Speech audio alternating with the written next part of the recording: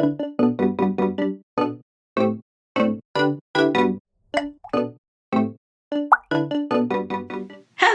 beautiful people. My name is Miss JadaMae, and welcome to my channel. So, I have a lot of notes and things to go over, and I don't want this video to be like extra long, so we're just gonna go ahead and get into it. So, without further ado, let's get started. Okay, so first and foremost, what is Afterpay? Afterpay is a business that was founded in Sydney, Australia in 2015, and it's basically a buy now, pay later loaning system. Basically, what Afterpay is you shop online and you make a purchase. Anything over $35 in the US is what it is. They'll take that purchase and split it into 4 even interest-free payments. So there's no fees to use the service. Only certain retailers have the service, but it will split your initial payment. So instead of paying, like, let's say $100 on an order online, you'll pay 4 installments of $25 over 6 weeks. So you pay $25 at checkout, 2 weeks later, $25, 2 weeks later, another $25, and then another 2 weeks, $25. That's basically how it works. You would pay 25% every 2 weeks. There's no interest, no fees, no credit checks.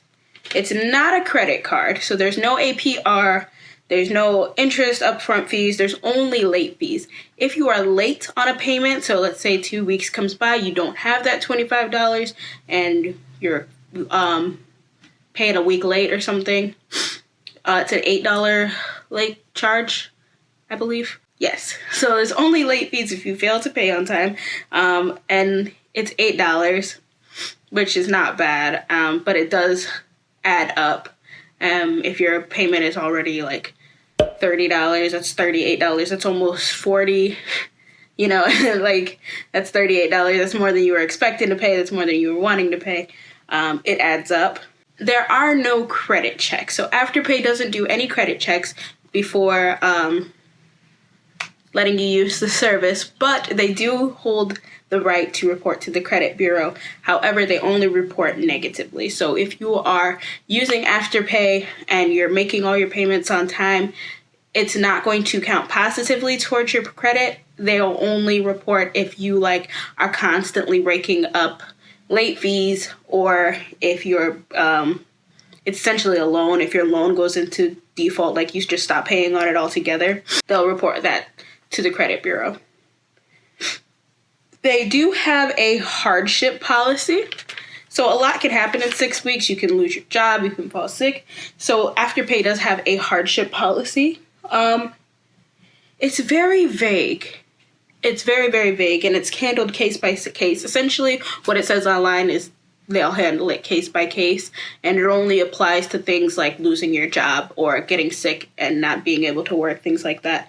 That's the only time that they'll work with you with payments. And you have to talk with them and really sort things out, and it has to fall under their hardship policy. If it doesn't, if it's just normal and you just don't want to pay it, or things are just a little tight, but you thought you could pay it, but now you can't, you still got to pay it. That's how Afterpay works. You said you were going to pay it, you got to pay it. One thing to note, though, Afterpay doesn't work with, grocery stores. Everything that's on here is a want, not a need. So you're not necessarily, it's not like something you have to use. It's something that you want to use. So it's mostly fashion brands and makeup brands and things like that. Things that you don't need, but you want. Does that make sense? So how do they make money? They charge the retailers. So instead of charging interest and fees to the consumer, they charge the retailers.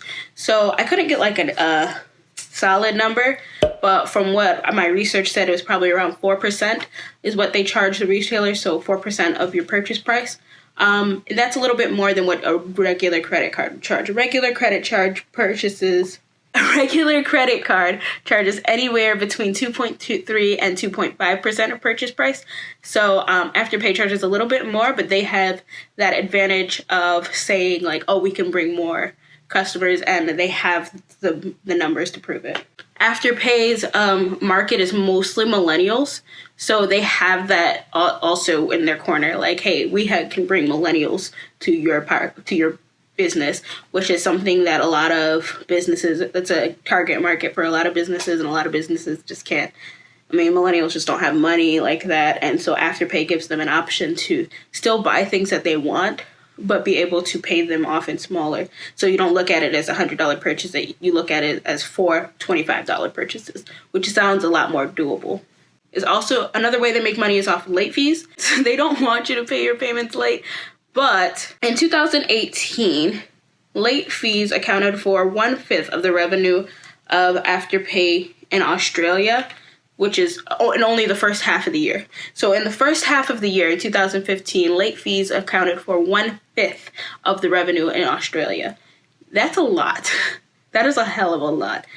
Most of their revenue should be coming from charging the retailers, but if 1/5 of their revenue is coming from late fees, that just means that they know that their target market, or at least a good majority of them, cannot afford these payments that they're using. So a common criticism among Afterpay is that they're encouraging debt, and it's an easy way for customers to spend more than they have.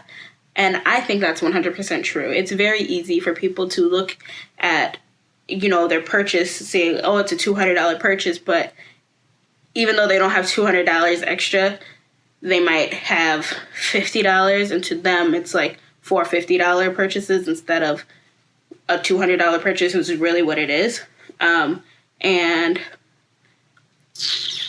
it's a slippery slope.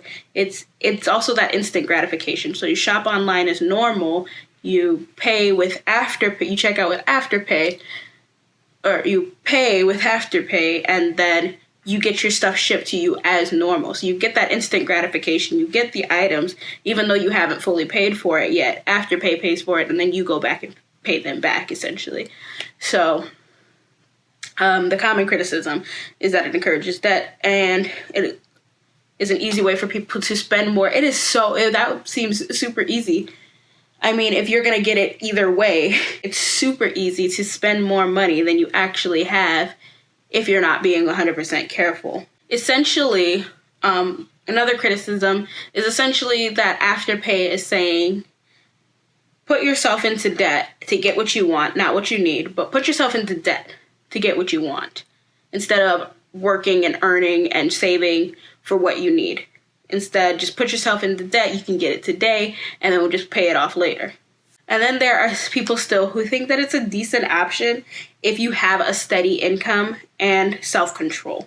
So what that means is basically if you have a job and you have a decent budgeting system, and hey, like, this is how much money I have for my things that I want, my clothes and accessories, whatever, and you budget around that, it could work out for you.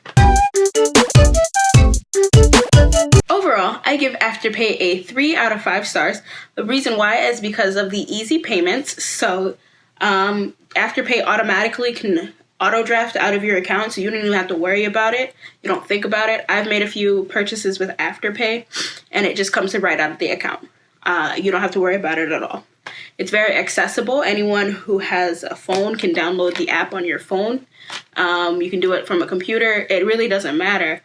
Afterpay is super, super accessible. It's on Android and iPhone. You can download the app. You can use it at a lot of different retailers. It's not like Klarna where you can use it at any online retailer or anything like that. You can only use it at the ones that are Afterpay, like have Afterpay as an option at checkout. But there are a lot of companies that have Afterpay, like Forever 21, Colourpop, Morphe, Jeffree Star. I mean, Freshly Picked, they sell baby stuff. I only know that because my sister just had a baby, so she's been looking at a lot of their stuff. But Refinery, like, a lot of places have Afterpay, that things that millennials would like, people who like Gen Z would like. And it's very accessible. As long as you're over 18, you can use Afterpay. As long as you're over 18 and have a bank account, you can use Afterpay. The cons that I see, they don't report positively to the credit bureau. So this isn't a way to build your credit. You are still putting yourself in debt and then paying back that debt, but you're not getting the recognition. You're not getting credit for that on your credit report. It's just only if you're not paying back that debt that you would get like then hurt. Not hurt, but what's the word I'm looking for? You'll get hit on your credit report if you don't pay back that debt. But if you are paying back your debt and you are doing what you say you're going to do, you don't get any kind of reward for that on your credit report wise. You just get to still use Afterpay. Another con that I found is that it's very, very easy to misuse. It seems as though they're almost encouraging people to spend more money than they have. And if you're not very careful, it's super easy to overspend. I know I've used Afterpay a few times, and I like it because I have a budget and I have, I have 2 jobs. I have a steady income and I have a budget. But I know it seems like even me, like I've had to like pull myself back. Like, wait a second, you can't afford that. Take a second. Like, this is real money. It's not just play money. You gotta like take yourself back. And I know maybe a few years ago, if this was available to me when I was like 18, if it was available to me when I was 19, man, I would have messed myself up. And that's where they're pushing really hard on the Gen Z, on the millennials. They really want people who don't have money to use the service so that places that are really like catering to wants instead of needs can still survive in this economy. And then another con, the reason why I say that's a con is because like it's super easy to misuse. The reason why I say that's a con, not because like, oh, it's a great business model. Like, yeah, a lot of people want to use this product. It's really more like, which is what I would normally say is like, oh, a lot of people want to use this product, but there isn't like a warning or there is no like requirement that you have a job or anything like that. They don't check your income. They don't check your credit. They don't check anything. Just if you're 18, you have a bank account, you can use Afterpay. And that's pretty much that. So it's almost like, to me, it feels like you're almost encouraging people to misuse this product. And then lastly, there are limits on how much money you can spend with Afterpay. So with new customers, it's between $200 and $400. And then if you're constantly building up the, paying on time and whatnot, the limit is $2,000. The only thing that I have to say about that, though, is you don't know where you're at on that limit. So you don't know what your limit is. There's no way for you to check on the app or online what your limit is, which I think could be a good thing because then people aren't like capping out all the time. But it's also, you don't know what your limit is. So you could be trying to check out somewhere and you say you get rejected and you don't know why. Well, it could just be that you reached your limit and you don't know. So if there was a way for people to know what their limit was, that would be better on the consumer experience overall. So yeah, that's what I have to say about Afterpay. I've used it a few times. It's super easy. I do enjoy Afterpay. I think it's great. It's a great way for people who have just like a little bit extra in their budget, I think it would be great during like Christmas time, things like that. And I understand why it's flourishing. I just think there are little details that they can work on. And yeah. Thank you for watching. I hope you enjoyed. I will see you in my next one. Bye.